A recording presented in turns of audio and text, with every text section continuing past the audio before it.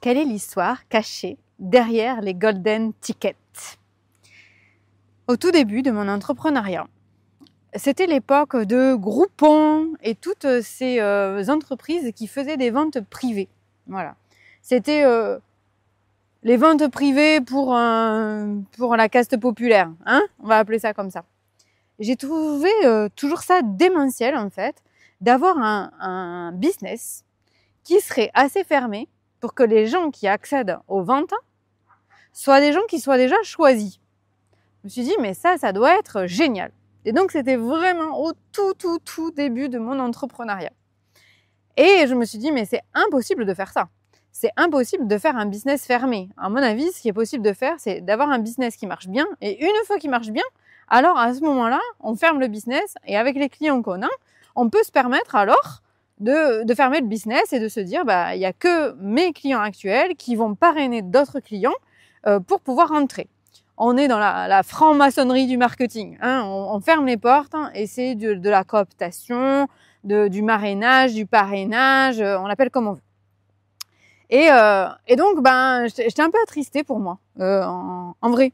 Un peu attristée pour moi de pas pouvoir avoir ce modèle de business qui me faisait tant rêver. C'est un peu comme la petite fille qui voudrait une tenue de princesse et à qui on dit non parce qu'en vrai t'es pas une princesse, c'est qu'un déguisement. C'était un peu comme dommage que je puisse pas me permettre de faire ça. Voilà. Et donc pendant 12 ans j'ai mis de côté cet élan là. Et cette année où j'ai pris beaucoup de décisions audacieuses et franches comme je fais chaque année, mais je crois que cette année elles ont été plus audacieuse encore, plus franche encore, plus dangereuse pour mon business encore, et surtout avec un impact qui tout de suite pouvait être très grand, et plus nombreuse. Voilà, donc ça en fait de l'année 2024 quand même une sacrée année. Et donc je me suis dit, en fait, j'ai mis ça de côté, et aujourd'hui quand je le relis, qu'est-ce que je veux? Qu'est-ce que je veux en fait vraiment pour mon business? Et je me suis dit, c'est dommage parce que cette idée d'avoir un business où les gens ne pourraient accéder à mes ventes que s'ils sont parrainés, c'est resté. C'est-à-dire que chaque année, plusieurs fois par an, j'y pense et je me dis, je l'aurais vraiment jamais fait ce truc. C'est comme les gens qui espèrent faire un voyage et puis ils vieillissent et puis arrive la fin de la vie, ils se disent, j'ai plus l'âge. C'est dommage, j'y suis jamais allée. Et vous savez que ça, c'est pas possible. Voilà, ça, c'est pas possible.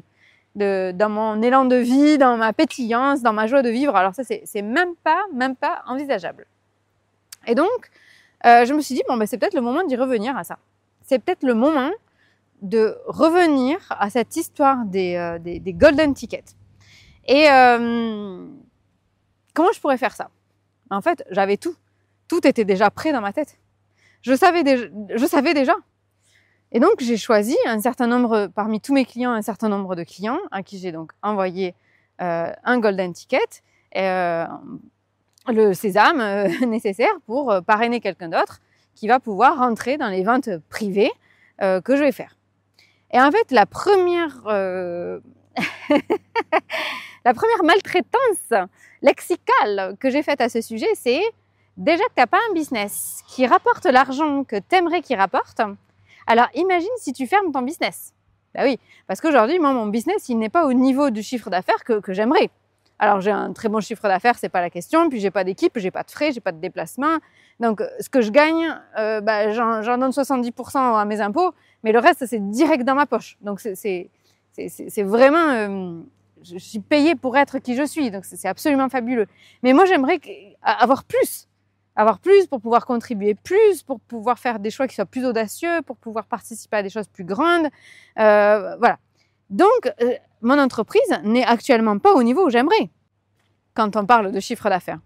Et donc, je me suis dit, alors attends Laetitia, manière de me maltraiter un petit coup, tu ne vas pas pouvoir fermer ton business alors qu'il ne te rapporte pas assez. Donc, ce rêve, encore une fois, on va le mettre de côté. Et pour la première fois, en 12 ans, il y a une autre phrase qui est venue. L'autre phrase, et je sais que tu t'en doutes bien, c'est de me dire, et si en fait mon business, il n'en était pas au revenu que j'attendais, parce que justement, j'ai pas pris cette décision. Cette décision de faire exactement comme le cœur m'en dit depuis le début. Et si justement, mon business, il dépassait le montant de chiffre d'affaires justement parce que je prenais cette décision.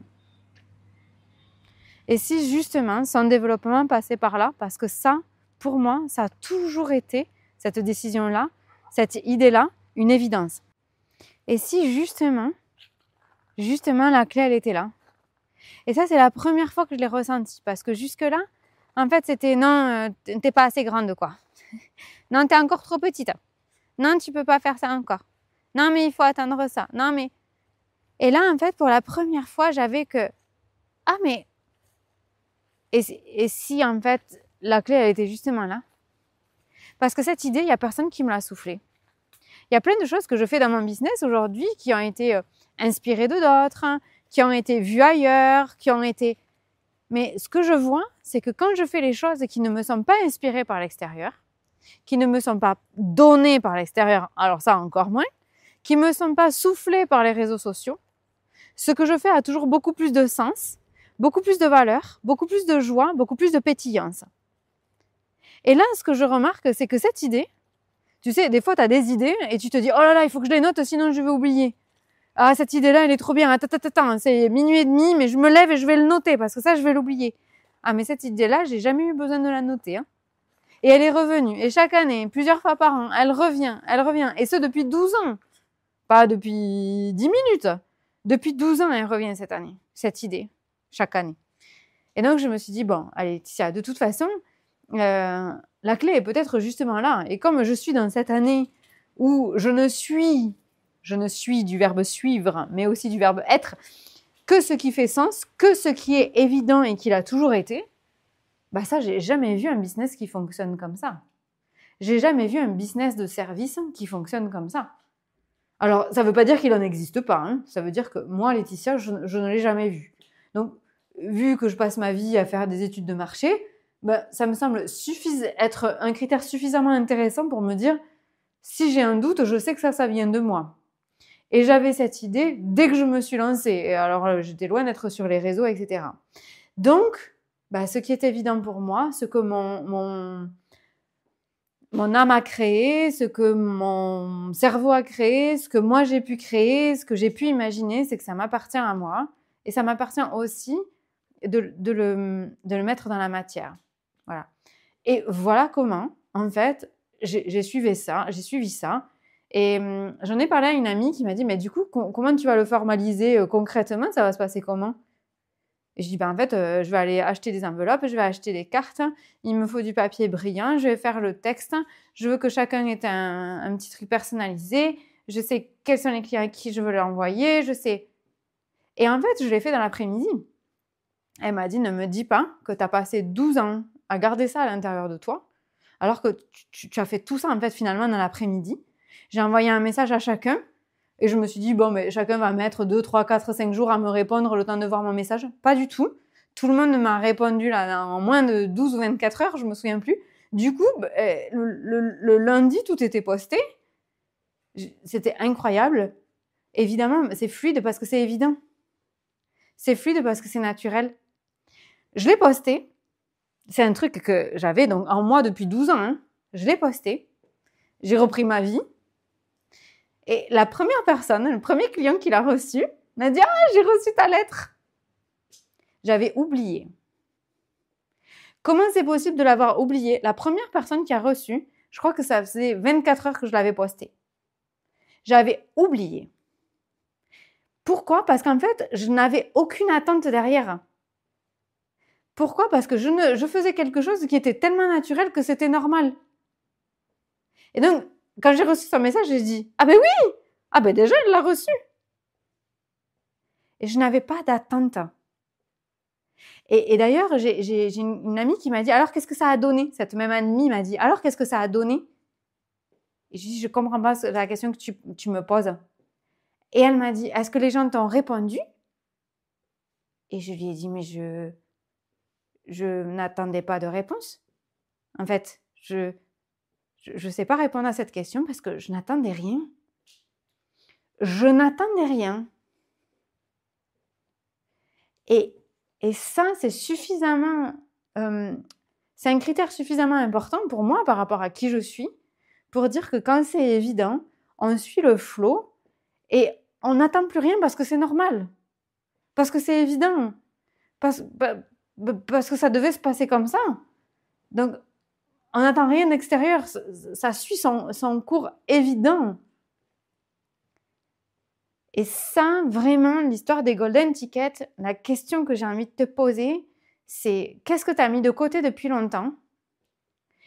Qu'est-ce que tu as mis de côté depuis longtemps et que tu n'as pas fait juste parce que, je sais pas, tu t'es dit que, tu t'es dit un truc, tu t'es inventé une histoire derrière ça.